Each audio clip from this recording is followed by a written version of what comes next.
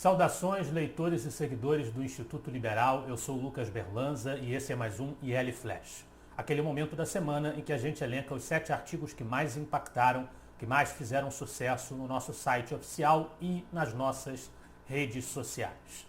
Antes de partirmos para os artigos da semana, vale a pena a gente fazer um lembrete aqui para você que nos acompanha, para você que nos segue. O Instituto Liberal está em parceria com o Instituto Libercracia de Petrolina, com o projeto Pragmata do professor Denis Xavier de Uberlândia e com o tradicionalíssimo Grupo de Estudos Dragão do Mar, lançando a partir do próximo dia 18, da próxima segunda-feira, o projeto Núcleo de Formação Liberal. A ideia é que nós tenhamos encontros sempre baseados em textos selecionados de autores importantes do pensamento liberal, que nós vamos debater os textos, o conteúdo dos textos rigorosamente, abrindo também para uma breve participação do público. As informações, a ficha para você se inscrever para obter depois um certificado de participação mediante a resposta a um questionário, e também o local onde nós vamos informar o link para você assistir de forma inteiramente gratuita, acessível a todo mundo, os encontros do NFL, o Núcleo de Formação Liberal. Vocês vão encontrar no evento público que nós abrimos no Facebook a respeito desse projeto. O primeiro mês será sobre Hayek, grande economista da escola austríaca. Venha conosco, assista, participe. Por falar no Núcleo de Formação Liberal, que tem o Instituto Libercracia como um dos seus parceiros, o primeiro artigo do nosso IL Flash de hoje é de autoria do presidente do Instituto Libercracia, um parceiro aqui do nosso Instituto Liberal. É o Matheus Miranda, no artigo Governo das Derrotas.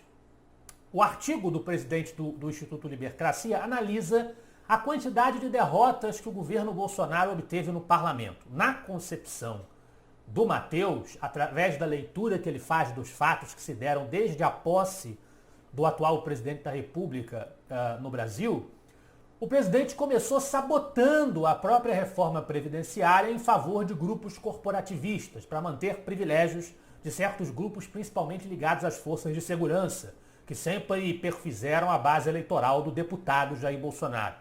Ao mesmo tempo, o Matheus considera que o presidente não defendeu como deveria o pacote anticrime do agora ex-ministro Sérgio Moro, e também ressalta que a base do governo, que existia, baseada sobretudo no PSL, que era o partido do presidente, com o qual o presidente se elegeu, essa base começou a implodir em enfrentamentos idiotas, imbecis, estúpidos, coisa de barraco de quinta série, travada entre os parlamentares dessa mesma base. Portanto, no julgamento do Matheus Miranda, as derrotas que o governo federal tem sofrido dentro do Congresso Nacional são muito mais resultado da ingerência do presidente, Jair Bolsonaro, do que qualquer outra coisa. Seja por ele não dar a prioridade necessária à aprovação das suas propostas ou das suas pautas, como teria sido o caso do pacote anticrime do ex-ministro Sérgio Moro, seja por viver o tempo inteiro apostando num discurso de conflito e de beligerância com todas as forças políticas e sociais, inclusive aquelas que apoiaram a sua eleição em 2018. Saindo da política cotidiana, a gente tem um artigo do ex-ministro da Educação do governo Bolsonaro. Muita gente, quando vê um texto dele postado no IL, nós estamos voltando a publicar artigos dele no nosso site, porque enriquecem demais a bagagem teórica do IL. Muita gente, quando vê os artigos dele, esquece que ele é muito mais do que um ex-ministro da Educação e muito mais do que a sua passagem pelo Ministério da Educação. É um dos maiores intelectuais brasileiros vivos, discípulo do grande liberal Antônio Paim, e uma figura que participa das atividades do Instituto Liberal desde a sua fundação nos anos 80. Então não é nenhuma novidade, nós temos muita honra de publicar os textos do professor Ricardo Vélez Rodrigues aqui no IL. O IL, para quem não sabe, até já foi a casa que editou, quando o IL editava livros, alguns trabalhos do professor Vélez, entre eles o grande livro Patrimonialismo e a Realidade Latino-Americana, em que ele analisa o fenômeno patrimonialista aplicado especificamente no contexto latino-americano e mais especificamente ainda no contexto brasileiro.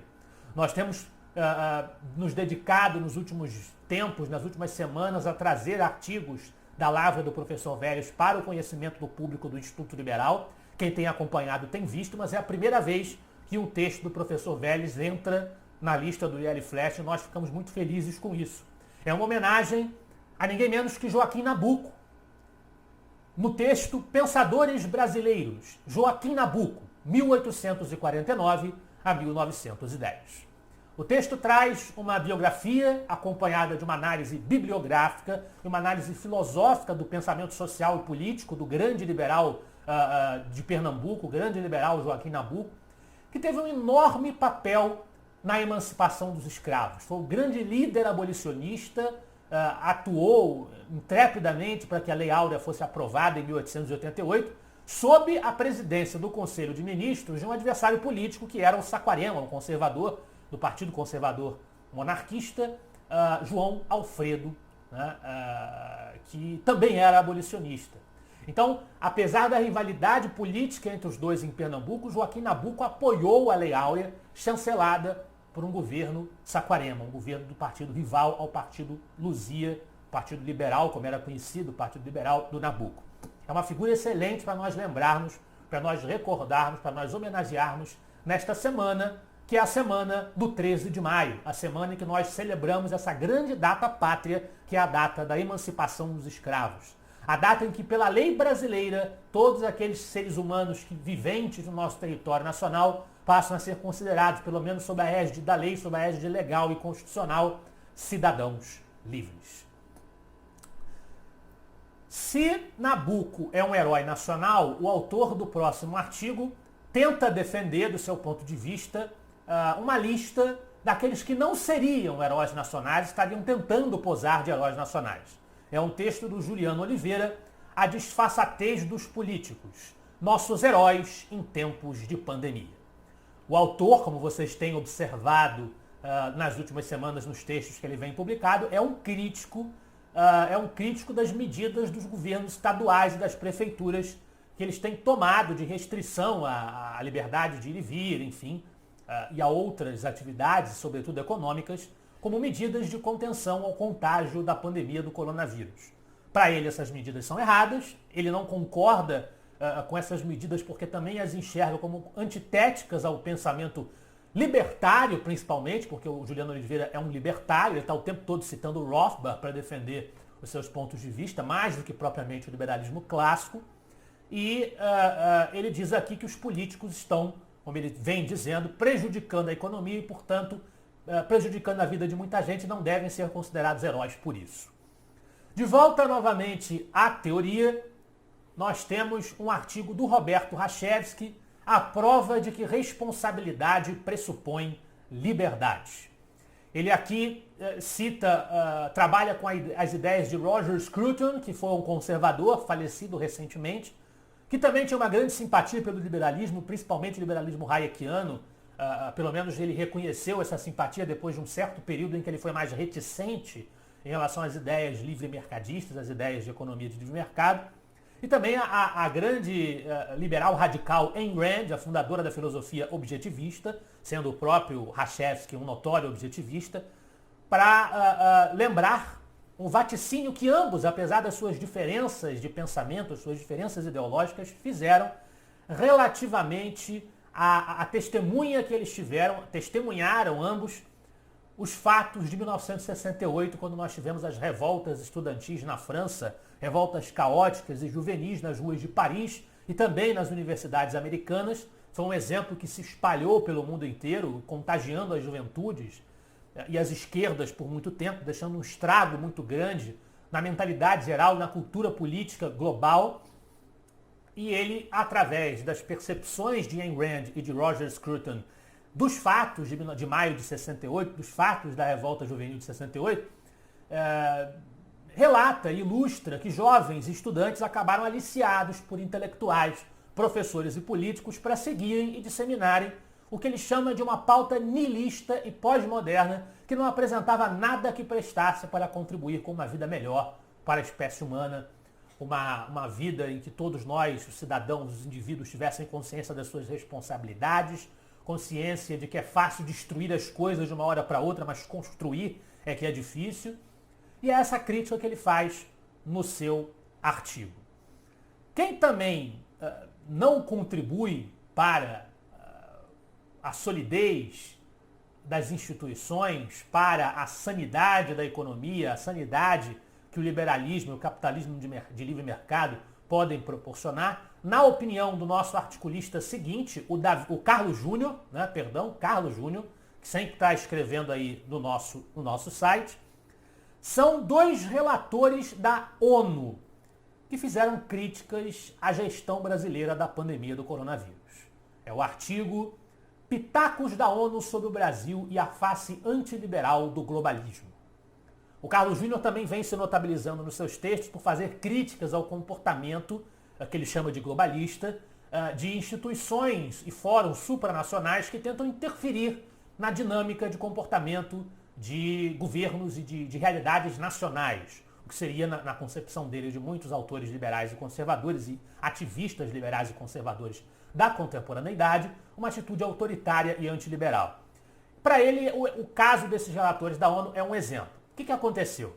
Dois relatores da ONU emitiram um comunicado para criticar a gestão do governo brasileiro em relação ao surto do coronavírus. Eles são ligados ao Alto Comissário das Nações Unidas para os Direitos Humanos, o órgão da ONU chefiado pela Michelle Bachelet, que é ex-presidente chilena pelo Partido Socialista do Chile, representante da esquerda chilena.